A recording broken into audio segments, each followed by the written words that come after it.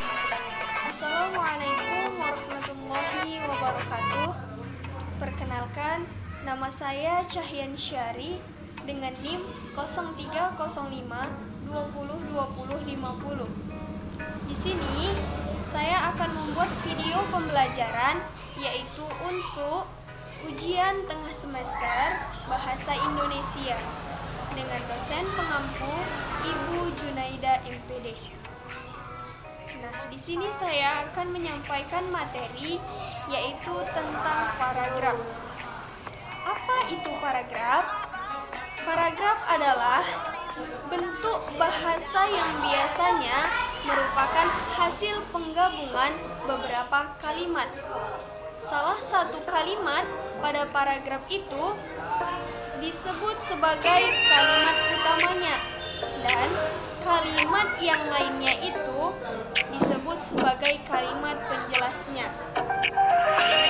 Paragraf biasanya terdiri dari pikiran, gagasan atau ide pokok yang dijelaskan dengan kalimat pendukung. Nah, pembuatan paragraf ini terdiri dari fakta dan opini yang berisi tentang penjelasan berdasarkan kenyataan yang terjadi. Kemudian diberi pikiran penjelas, yaitu berupa pendapat penulisnya. Kemudian syarat-syarat pembentuk paragraf. Yang pertama yaitu kesatuan, atau dalam satu paragraf hanya berisi satu pikiran utama. Yang kedua, kepaduan atau hubungan antar kalimat dalam satu paragraf yang saling berkaitan. Yang ketiga, isinya relevan dengan karangan. Yang keempat, yaitu pengembangan atau kalimat utamanya kemudian dikembangkan dengan kalimat penjelasnya. Kemudian, unsur-unsur yang terdapat pada paragraf yaitu yang pertama, kesatuan, yaitu kalimat dalam satu paragraf harus menggambarkan hubungan dan menunjukkan ikatan untuk mendukung satu gagasan dan pikiran sebagai pokok pikirannya. Jadi, kesatuan itu ada hubungannya mengenai masalah dan tema dalam pengembangan. Yang kedua, itu koherensi. Koherensi yang baik terjadi timbal balik antar kalimat yang satu dengan kalimat yang lain. Contohnya, kalimat awal menjelaskan tentang keindahan alam, maka paragraf tersebut berisi hal yang sama. Yang ketiga, yaitu pengembangan. Pengembangan yaitu gambaran mengenai kesatuan dan penyatuan akan jelas terlihat dalam pengembangan paragraf ini. Informasi dan keterangan yang diberikan ada hubungannya dengan kalimat yang harus berkembang dalam satu paragraf tersebut. Kemudian, langkah-langkah untuk menyusun paragraf. Yang pertama, kita harus menentukan temanya. Yang kedua, kita harus menentukan ide pokok. Nah, yang ketiga, kita harus menuliskan kalimat penjelasnya. Yang keempat, kita menuliskan kerangka paragraf. Yang pertama itu yaitu tema, judul, dan pikiran utama yang akan kita kembangkan. Kemudian, jenis-jenis paragraf itu terbagi atas 3, yaitu berdasarkan isinya, yang kedua berdasarkan letak kalimat utamanya, dan yang ketiga berdasarkan fungsinya. Di sini saya akan bahas satu persatu berdasarkan contohnya. Yang pertama, berdasarkan isinya, paragraf terbagi menjadi 4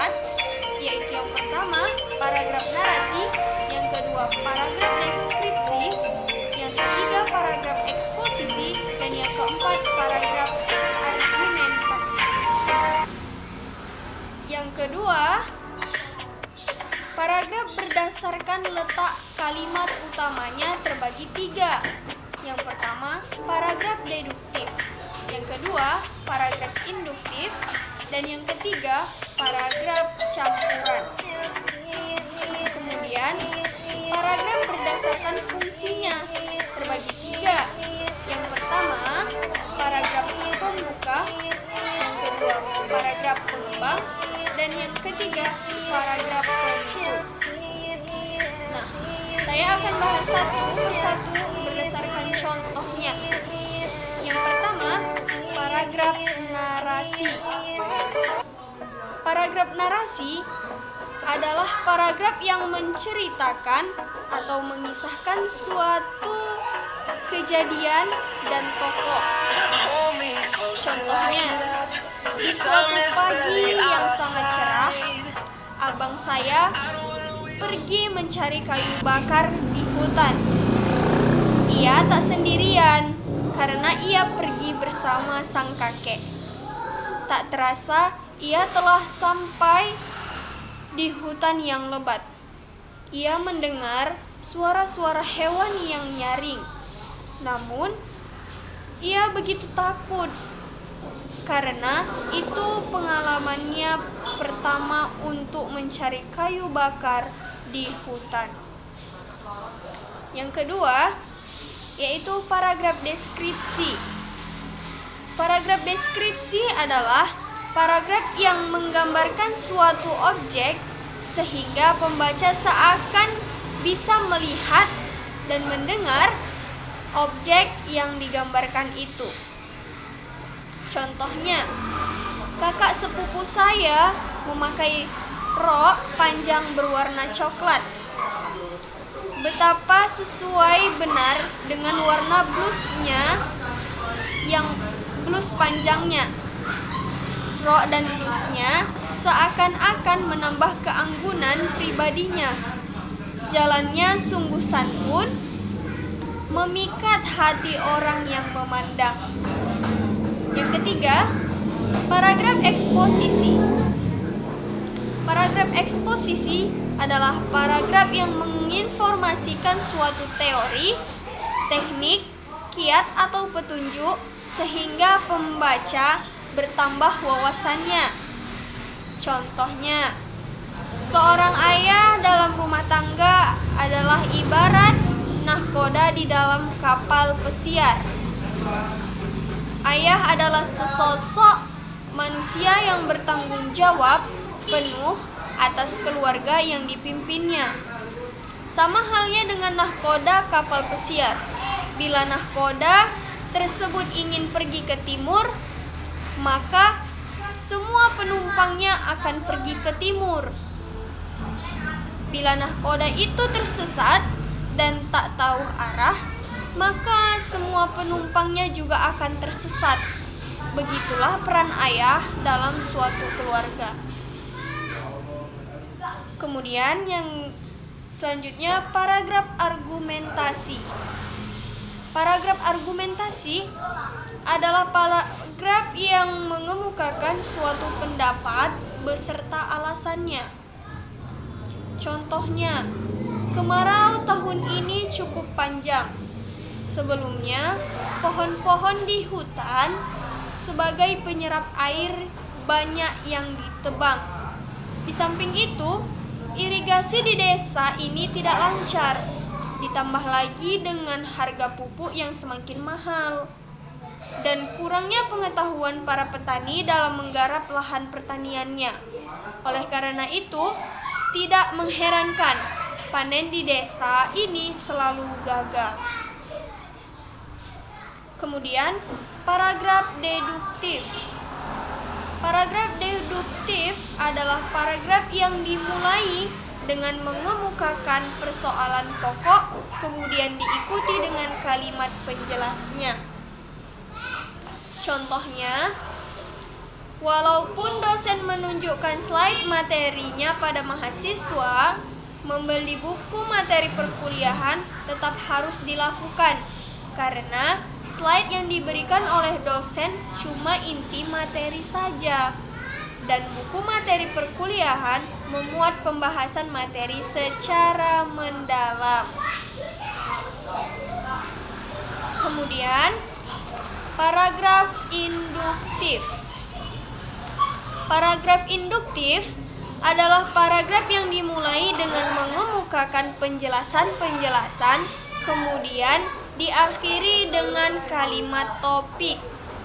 Contohnya, belajar di masa tua memerlukan usaha yang lebih karena daya tangkap yang dimiliki saat tua sudah berkurang. Selain itu, motivasi yang dimiliki sudah melemah karena terlalu banyak pikiran. Alasan itulah yang menggambarkan bahwa belajar di waktu tua seperti melukis di atas air. Kemudian, paragraf campuran.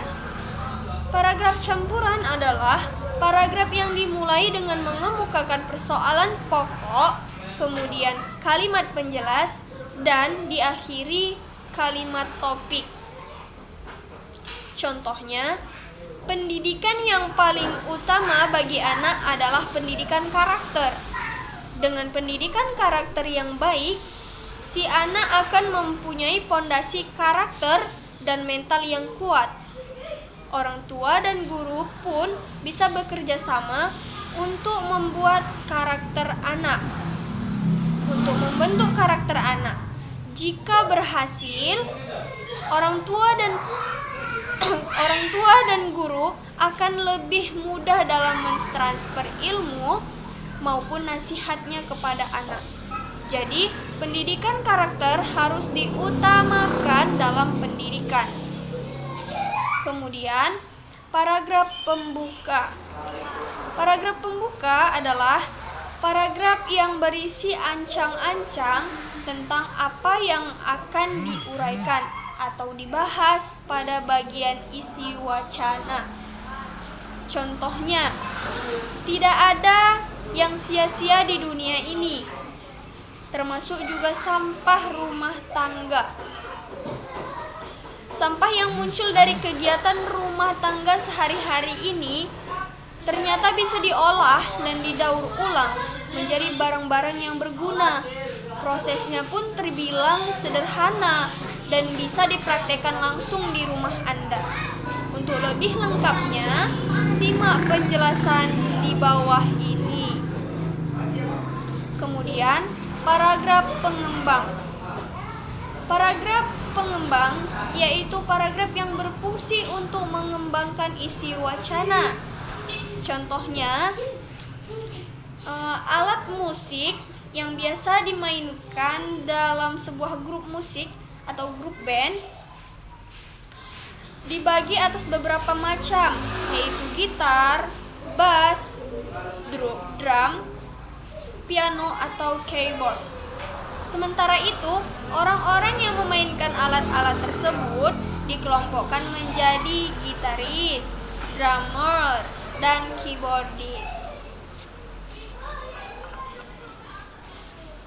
Kemudian, paragraf penutup. Paragraf penutup adalah paragraf yang mengakhiri sebuah uraian seperti kesimpulan, saran, atau yang lainnya. Contohnya, kesimpulan yang dapat kita ambil dari pemaparan di atas adalah kita mesti waspada terhadap peredaran narkoba di negeri ini. Sebab kini para pengedar mempunyai cara-cara kreatif dalam menyebarkan barang haram tersebut. Salah satu caranya adalah dengan diselundupkannya ke dalam bungkus coklat atau permen. Kewaspadaan ini patut dilakukan oleh seluruh masyarakat agar tidak menjadi pecandu atau korban dalam narkotika.